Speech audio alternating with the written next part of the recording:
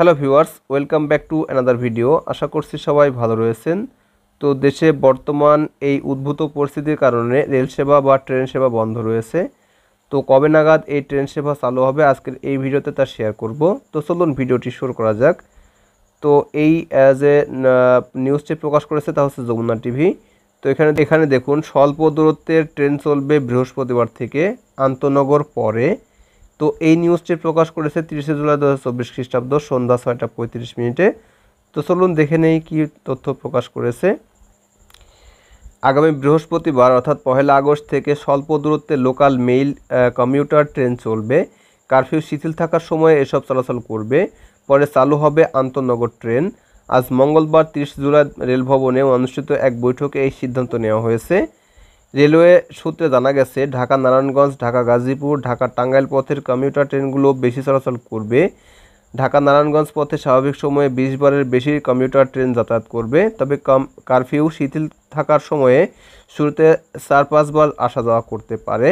ঢাকা থেকে ব্রাহ্মণবাড়িয়ার মধ্যে চলাচল করবে তিতাস কমিউটার ট্রেন। স্বাভাবিক সময়ে তিতাস ট্রেন দিনে 4 বার আসা যাওয়া করে, এখন এটি 1 বার আসা যাওয়া করতে পারে।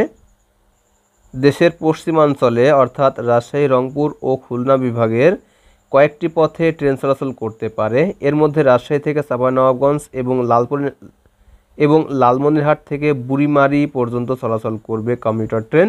এছাড়া ঢাকা থেকে পদ্মা সেতু হয়ে রাজবাড়ী পর্যন্ত কমিউটার ট্রেন চালুর পরিকল্পনা আছে। এর বাইরে রাজশাহী থেকে রাজবাড়ী এবং ফরিদপুরের পথেও লোকাল ট্রেন চলতে পারে। চট্টগ্রাম থেকে দোহাজারী পথে ট্রেন চালানোর পরিকল্পনা আছে রেল কর্তৃপক্ষের।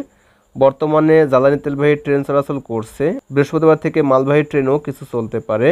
প্রসঙ্গত, কোটা সংস্কার আন্দোলনকে ঘিরে সৃষ্ট পরিস্থিতিতে গত 18 জুলাই দুপুর থেকে সারা দেশে ট্রেন চলাচল বন্ধ হয়ে যায়। এরপর সরকারের উচ্চ পর্যায়ের নির্দেশনার ভিত্তিতে অনির্দিষ্টকালের জন্য সারা দেশে ট্রেন চলাচল বন্ধ ঘোষণা করে রেল কর্তৃপক্ষ। অর্থাৎ সেই অনির্দিষ্টকালের জন্য বন্ধ এখনও বন্ধ রয়েছে এবং এটা চালু হবে 1 আগস্ট থেকে স্বল্প পরিসরে, এবং আন্তনগর ট্রেনগুলো চলবে না। ওকে, এবং আন্তনগর ট্রেনগুলো পরবর্তীতে নির্দেশ দেওয়া হবে এবং নির্দেশক্রমে এই ট্রেনগুলো চলাচল করবে। তো এই ছিল ভিডিও। আশা করছি ভিডিওটি বুঝতে পেরেছেন। তো ভিডিওটি প্রথম থেকে শেষ পর্যন্ত দেখার জন্য অসংখ্য ধন্যবাদ। Thanks for watching this video. Thank you.